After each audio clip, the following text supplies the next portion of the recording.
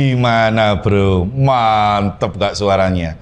Jadi suaranya itu kayak kita ini bener-bener di depan stage-nya dengerinnya. Kayak nyebar, kayak gimana ya? Mantep, fidelity-nya itu dapat gitu loh. Karena ini memakai high-res audio. Ini edifier yang menurut saya harganya mahal di 6 jutaan. S360 dB. Mari kita ulas.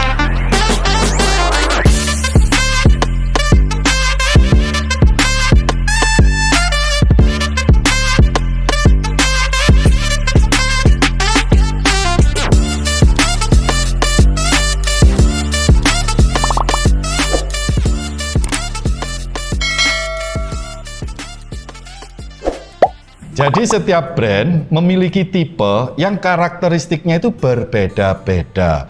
Jadi edifier ini nggak bisa samain dengan Harman Kardon. Kalau Harman Kardon ini lebih ke bass ciri khasnya. Terus kalau edifier ini lebih ke fidelity sama detail. Kalau bass dapat, tapi kalau minta lebih low, enggak. Karena dia ini rata-rata kalau saya baca di websitenya itu ya, banyak mengeluarkan tipe speaker itu di frekuensi responnya di 30 sampai 60. Tapi kalau Harman Kardon bisa sampai 10-20 Hz. Makanya bisa beng, beng. Tapi pada waktu kamu nyetel musik yang seperti tadi, Harman Kardon tidak bisa jernih ya. Bukan keras, bukan ngebas, tapi jernih, detail suara instrumennya tuh kayak terasa gitu loh. Kayak kamu megang gitar Ibanez atau Fender ya, suara gitar maple asli sama kayu yang apa itu kan bagi orang audiophile tahu, oh ini kayaknya nggak asli nih kayunya. Nah kayak gitu dulu bro. Dan edifier dari dulu sampai sekarang untuk speaker high-end-nya selalu pakai wood asli, bukan hardboard bro. Jadi suaranya itu crispy atau gimana ya? Dirasakan bisa, tapi diomongkan susah. Tapi buat para teman-teman audiophile, kalau sudah bodinya full wood seperti ini, pasti tahu karakternya lari ke mana. Apa perbedaan speaker premium sama speaker yang biasa? Biasa dalam arti, ya tidak ada ciri khas atau karakter. Kalau speaker premium selalu punya karakter. Terus habis itu bodinya juga berbeda. Plastik sama wood itu sudah beda suara bro. Terus sistem pembuangan anginnya untuk bass reflect-nya itu desainnya berbeda. Seperti edifier yang sebelumnya saya ulas, itu sistem pembuangan bassnya muter-muter kayak gitu untuk menghasilkan suara maksimal dengan noise yang kecil. Terus kualitas drivernya ini juga berbeda. Bukan sekedar drivernya 10 in, 8 in, 20 in, tapi suaranya brak-brak beda. Ini kualitas drivernya juga dipikirkan mulai dari lilitannya, magnetnya, dari bahan apa. Terus setiap instrumen jelas pada waktu kamu nyetel lagu A di speaker premium seperti ini sama speaker biasa pada waktu kamu dengerin saksofon, bass, gitar, suara angin, suara saksofon di belakang atau suara kricik-kricik itu gampang didengar. Kalau speaker yang umum, yang biasa-biasa nggak punya karakteristik ya, itu ya suaranya kayak ngumpul jadi satu. Jadi pada waktu kamu sebagai mungkin piano ya, atau gitaris atau bassis, itu harus gini-gini dulu ke speakernya. Tapi kalau speaker yang sudah fidelity, itu gampang banget gitu loh. Dengerin, oh suara bassnya itu seperti ini, oh suara anunya itu seperti ini. Kayak gitu sih bro. Menurut saya sebagai gitarism.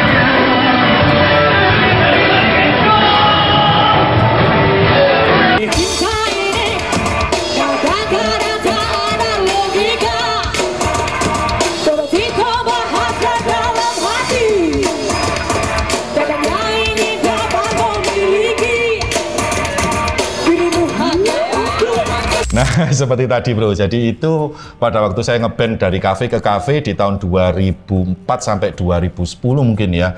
Dulu itu saya juga punya studio musik sama recording namanya Gajayana di Jalan Gajayana Malang. Mungkin orang-orang lama pernah main band di studio saya mungkin, oke? Jadi saya sedikit tahu, bukan pintar, cuma sedikit saya paham. Desainnya mewah, gede, ini bisa dibilang everlasting desain yang tidak tergerus sama perkembangan zaman. Terus ada 2 tweeter sama 1 sub, ini di 155 watt.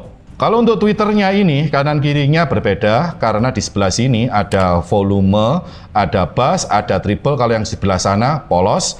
Drivernya ini ada triple, ada middle, triplenya ini di 10 watt 2 inci, ini 30 watt 2 inci. Kalau untuk subnya ini di 75 watt di 8 inci. Gede banget ini 75 watt ini bro. Kalau untuk drivernya ini dari aluminium alloy dan frame-nya juga dari aluminium, jadi double. Makanya suaranya bright, crispy, dan ini bisa up sampai ke 40 kHz. Jadi lebih cering gitu loh. Yang paling keren, Edifier ini menggunakan teknologi driver yang berbeda. Biasanya itu drivernya kan modelnya kayak segitiga gini ya bro ya, gede, ada yang 2 in, ada yang 4 in, ada yang 8 in, bahkan lebih. Kalau dipakai konser-konser gede-gede. Kalau yang ini bro, drivernya itu kecil banget atau disebut planar audio. Dia tuh diagramnya tipis, diapit sama beberapa magnet untuk menghasilkan suara. Biasanya dipasang di speaker aktif atau di headset. Paling banyak di headset. Tapi baru kali ini, mungkin saya baru tahu aja bro ya, baru kali ini saya lihat planar audio ini dimasukkan ke dalam speaker aktif Ciamik Soro. Dan ini diklaim suaranya itu lebih crisp, lebih jernih, hemat daya, jadi nggak membutuhkan daya besar untuk mengeluarkan suara. Biasanya driver semakin gede, daya semakin gede. Kalau ini nggak perlu bro. Jadi dengan susunan planar diagram diapit dengan magnet, terus ditambahi ya seperti gambar ini lah, kamu bisa lihat. Itu bisa menghasilkan suara. Jadi teknologinya sekarang sudah agak aneh, agak berbeda ya. Jadi buat teman-teman kalau mikir driver speaker itu bulat, sekarang enggak bro. Ada namanya planar audio. Ciamik ini. Kalau untuk subnya ini di 8 in 75 watt RMS sudah bass reflect. Jadi dia kayak gitu tuh bro. Ini di 40 Hz. Memang nggak terlalu ngebas di 10 sampai 20 Hz sampai low banget beng enggak, karena karakternya Edifier ini di 30 sampai 60 Hz. Memang segitu rata-rata bass yang dipakai. Dan kalau untuk middle-nya itu rata-rata di 40 sampai ke 60 juga, bro. Kalau untuk high-nya ini karakter setiap brand. Terus ini sudah 5,8 GHz wireless subwoofer. Ciamik. Terus ada remote-nya seperti ini, elegan ya, black sama silver, ada Bluetooth, AUX, PC, koaksial, optical, ada shutdown, mute, kanan kiri atas bawah untuk volume. Terus di sini ada indikator, jadi pada waktu kamu ganti Bluetooth di sini berubah, ganti PC berubah, ganti AUX, ganti anu berubah di sini bro. Di screen kecil seperti ini. Dan di sini ada stiker high-res audio. Ini kebanyakan orang Cina itu membuat speaker, membuat headset, membuat TWS itu asal tempel high-res audio. Padahal high-res audio itu sertifikasi, bukan asal tempel. Headset 50.000 ditempeli high-res audio. Earphone TWS 100.000 ditempeli high-res audio. Bullshit, itu palsu semua bro. Karena harus diverifikasi sama badan untuk menempelkan stiker high-res. Terus kalau untuk penguat amplifiernya ini sudah memakai digital. Dia pakai 2 sertifikat, DRC sama DSP. DSP itu sering dipakai ke headset-headset, speaker-speaker, TWS, digital signal processing, bro. Jadi lebih lebih mantap suaranya. Terus sudah Bluetooth 5.1 dengan kodek. Kalau kamu konekkan ke Android ya, itu keluar di bagian atasnya. Kalau SBC itu kodek murahan bro, convertnya terlalu tinggi. Ini sudah aptX Qualcomm, ngawari. Jadi kompresinya semakin sedikit, suara yang masuk ke sini semakin bagus.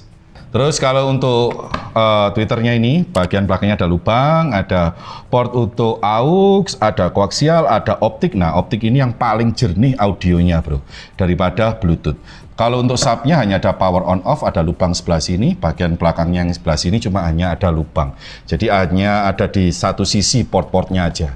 Kalau untuk beratnya, 2 orang baru bisa ngangkat ini bro. 16 kilo, ngeri. Sekarang kita coba di beberapa audio ya. Termasuk game, oke lah, saya coba juga.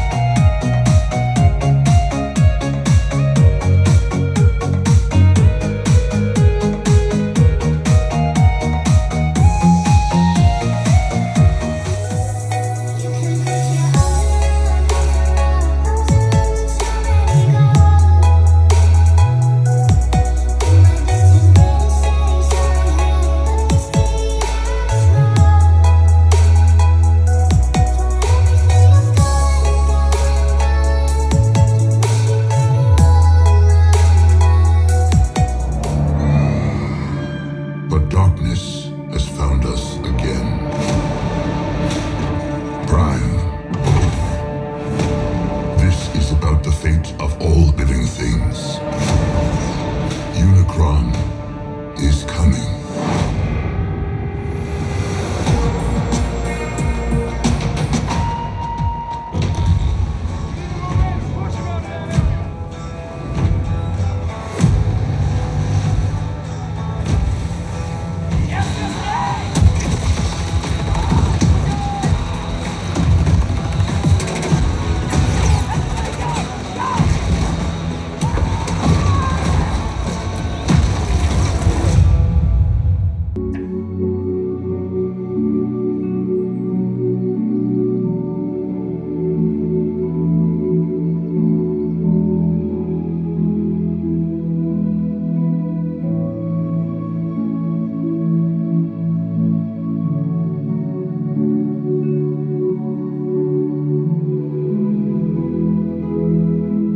Nah, seperti itu kualitas Edifier S360 DB saya sampai membuang AdSense saya untuk ngetes speaker ini bro. Karena tadi itu semua pasti paid atau komersial audio semua. Biarin, nggak masalah gak dapat AdSense. Yang penting kalian denger kualitas detail dari Edifier ini. Kalau kalian cocok, langsung ke link official store-nya. Saya Deddy Kristian di Kaskam Channel, salam teknologi.